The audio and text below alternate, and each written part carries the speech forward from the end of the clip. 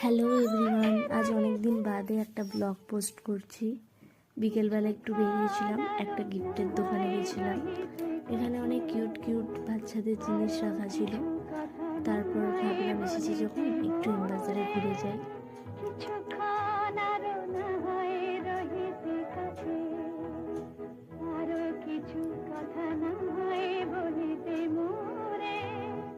দেখো, এই বাবল স্টিকটা আমার খুব পছন্দ হয়েছিল। ছোটোর উপর বেশ কিউট না?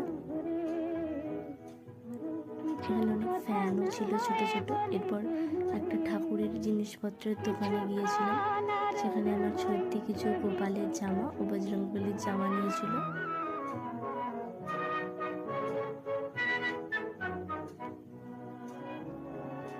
আর বেরিয়ে একটা সানস্ক্রিন নিয়েছিলাম, এইটা যেটা আমাকে ডাক্তারই দিয়েছে। আজকের মতো এখানেই বাই।